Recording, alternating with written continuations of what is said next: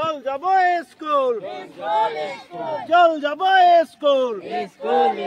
চল যাব স্কুল চল যাব স্কুল চল যাব স্কুল চাহ বাগিচা ছাত্র ছাত্রী বিদ্যালয়মুখী কৰক চাহ বাগিচা ছাত্ৰ ছাত্ৰী বিদ্যালয়মুখী কৰক শিক্ষক জনমুখী কৰক চল যাব স্কুল স্কুল স্কুল চল যাব চল যাব স্কুল চল যাব স্কুল স্কুল স্কুল চল যাব স্কুল স্কুল স্কুল চল যাব স্কুল স্কুল স্কুল চল যাব স্কুল স্কুল স্কুল আটসা জিন্দাবাদ জিন্দাবাদ জিন্দাবাদ আটসা জিন্দাবাদ জিন্দাবাদ জিন্দাবাদ আটসা জিন্দাবাদ জিন্দাবাদ জিন্দাবাদ বাগিচা শিক্ষা বাধ্যতামূলক কৰক বাধ্যতামূলক কৰক বাগিচা শিক্ষা শিক্ষা আমাৰ এই জেগা চল যাব স্কুল শ্ৰমিক বন্ধ কৰো শিক্ষক শ্ৰমিক বন্ধ কৰো জুয়া খেলা বন্ধ কৰো বন্ধ কৰক জুয়া খেলা বন্ধ কৰো বন্ধ কৰক মাদক দ্ৰব্য বন্ধ কৰো বন্ধ কৰক মাদক দ্ৰব্য বন্ধ কৰো মাদক দ্ৰব্য বন্ধ কৰো বন্ধ কৰক সুস্থ সমাজ গঢ়ি তোলো গঢ়ি তোলক মাদক দ্রব্য গঢ়ি তোলো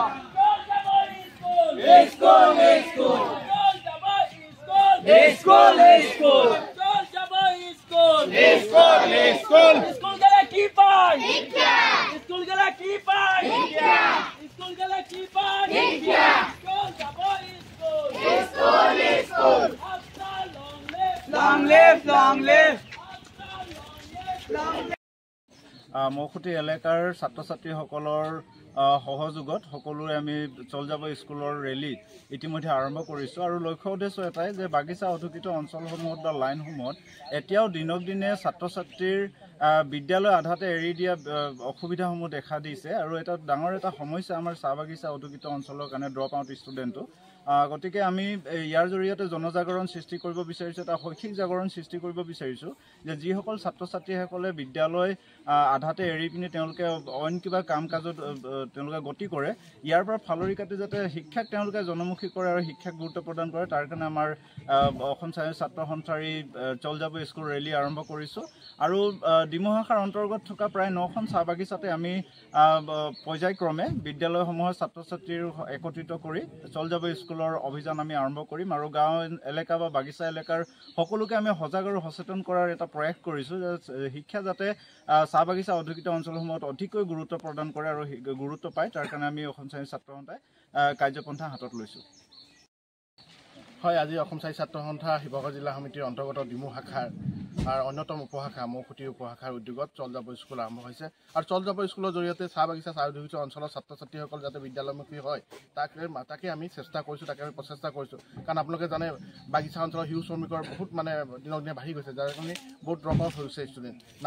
স্কুলত নাম লগাইছে কিন্তু তেওঁলোকে বিদ্যালয়লৈ যোৱা নাই সেই যিসকল ছাত্ৰ ছাত্ৰী বিদ্যালয় যোৱা নাই সেইখিনি আমি আজি কেইবাখনো বিদ্যালয়ত আমি সোমাইছোঁ শিক্ষকসকলৰ কথা পাতি যে যিসকল ল'ৰা ছোৱালী স্কুললৈ নাম লগাইছে কিন্তু স্কুল যোৱা নাই তেওঁলোকৰ তালিকাখিনি আমাক দিবৰ কাৰণে আৰু সেই তালিকা যদি আমি ঘৰে ঘৰে গৈ যাতে প্ৰতিজন ছাত্ৰ ছাত্ৰীয়ে যাতে বিদ্যালয়মুখী হয় চৰকাৰে যিখিনি ব্যৱস্থা দিছে সেই চৰকাৰী সুবিধাখিনি যাতে পায় আৰু গুণগতৰে শিক্ষাৰে নিজৰ ঘৰখন নিজৰ সমাজখনক যাতে আগুৱাই নিব পাৰে তাৰ আমি প্ৰচেষ্টা লৈছোঁ আৰু আজি আনুষ্ঠানিকভাৱে শিৱসাগৰ জিলা অন্তৰ্গত ডিমু শাখাৰ মৌখুটি উপশাখাত আমি শুভাৰম্ভ কৰিছোঁ আৰু অনাগত দিনত জিলা সমিতিৰ বাকী নামগুৰি আৰু নাজিৰা শাখাতো এই কাৰ্যসূচী প্ৰতিখন চাহ বাগিচা আৰু চাহ অধিকৃত অঞ্চলৰ বিদ্যালয়সমূহত আমাৰ চল যাব স্কুলৰ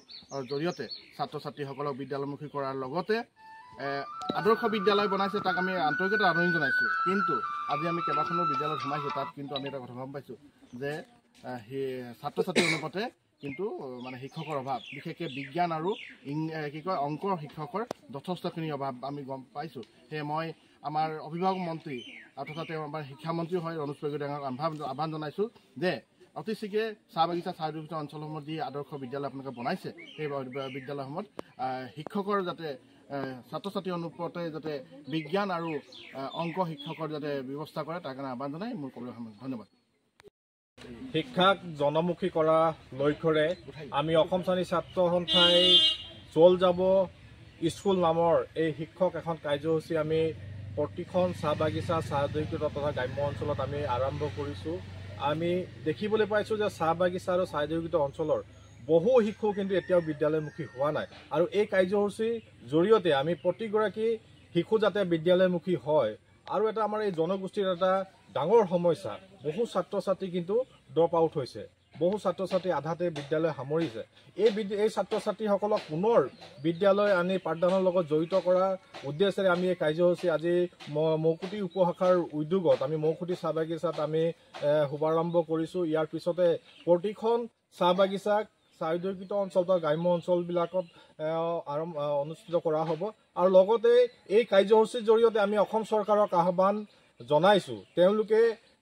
চাহ বাগিচা অঞ্চলত মডেল হাইস্কুল নিৰ্মাণ কৰিছে। আমি অসম শ্ৰেণী ছাত্ৰ সন্থাই আদৰণি জনাইছোঁ, কিন্তু এই মডেল স্কুলৰ যিটো মডেল হিচাপে তেওঁলোকে সা সুবিধাবিলাক পাব লাগে, সেই সা সুবিধাবিলাক কিন্তু ছাত্ৰ ছাত্ৰী বঞ্চিত হৈছে আৰু বিশেষকৈ ছাত্ৰ ছাত্ৰী অনুপাতে শিক্ষক যিমান থাকিব লাগে শিক্ষকবিলাক নাই। আমি আজি কেইবাখনো বিদ্যালয় আমি পৰিদৰ্শন কৰিছিলোঁ, তাত দেখিবলৈ পাইছোঁ বহু ছাত্ৰ ছাত্ৰী কিন্তু অনুপাতে কিন্তু শিক্ষক নাই আৰু লগতে প্ৰাথমিক শিক্ষাৰ ক্ষেত্ৰত চৰকাৰখনে গুৰুত্ব প্ৰদান কৰাৰ দৰকাৰ আছে, যিহেতু বহু চাহ বাগিচা বা চাহ উদ্যোগিত অঞ্চলত যিসমূহ প্ৰাথমিক বিদ্যালয় আছে তাত কিন্তু ছাত্ৰ ছাত্ৰী অনুপাতে কিন্তু শিক্ষক নাই। আমি চৰকাৰখনক মুকলিকৈ আমি এই কাৰ্যসূচীৰ জৰিয়তে আমি আহ্বান জনাইছোঁ যে প্ৰাথমিক শিক্ষাৰ ওপৰত চৰকাৰখনে গুৰুত্ব দিয়ক, কিয়নো প্ৰাথমিক শিক্ষাই হৈছে ছাত্ৰ ছাত্ৰীসকলৰ